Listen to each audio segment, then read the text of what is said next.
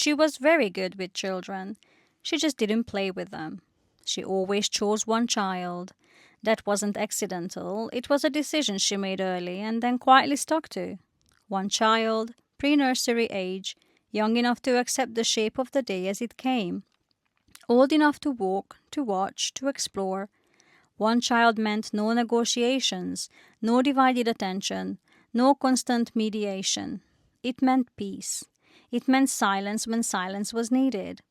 Parents liked her for that. She came across as calm, grounded, intentional. She spoke about routine and rhythm and not overstimulating children, about letting them find their own way. She didn't sound defensive or ideological, just sure.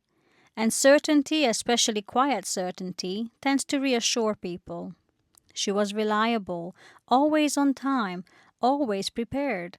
She knew the bus routes, the parks, the best times for classes, the quieter cafes that didn't mind a pram tucked in the corner. By mid-morning, the child had usually already been somewhere. The park, a music session, a playgroup, the library. The days were full. She just didn't play. At music class, she sat just outside the circle, legs folded beneath her, watching as the child shook bells and scarves with the others. When the child looked back at her, she smiled. When they wandered toward her, she opened her arms briefly, then let them go again. At playgroup, she didn't build towers or knock them down. She didn't crawl through tunnels or roar like an animal. She stayed close enough to intervene, far enough not to intrude. When the child brought her a toy, she acknowledged it, admired it, returned it gently to their hands. "You've got it," she'd say. "You can do that." At the park, she pushed the swing, counted softly, checked the straps. She followed at a measured distance as the child climbed and slid and fell and climbed again. She was attentive without being animated, present without being theatrical. She didn't scroll on her phone. She didn't tune out. She noticed everything. She just didn't get on the floor and play. She had never been played with herself. That wasn't something she spoke about. It wasn't a wound she bled from openly. It was simply a fact of her early life folded neatly into her understanding of the world.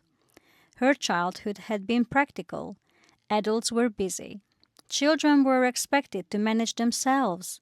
Play happened alone, if at all.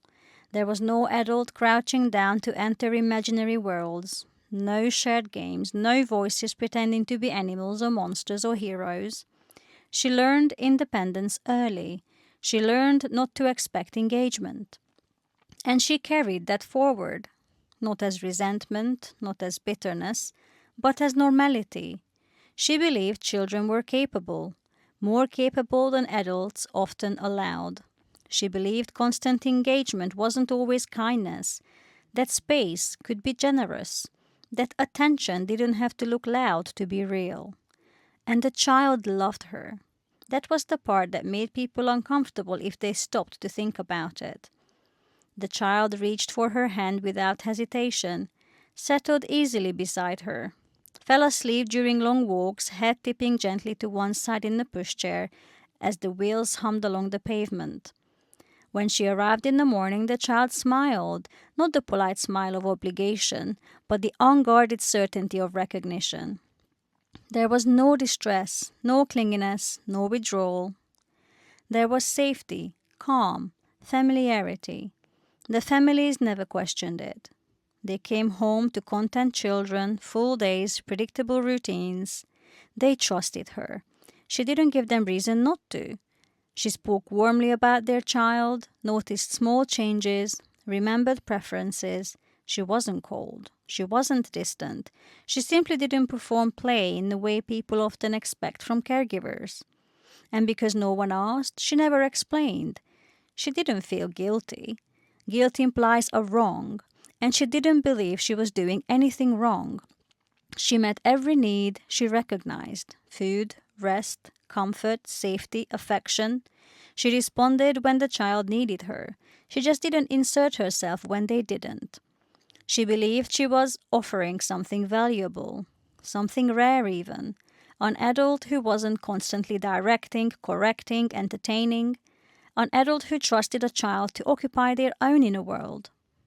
The weeks passed, then months, sometimes years. Children grew older and moved on. She took new jobs, always one child, always pre-nursery, always full days, full weeks, full calendars, always no play. And the children were fine, happy even. Which leaves the question hanging, not inside the story, but outside it, with you. Is play an essential part of care, or is presence enough? Is a nanny's role to participate or to support, to entertain or to hold space?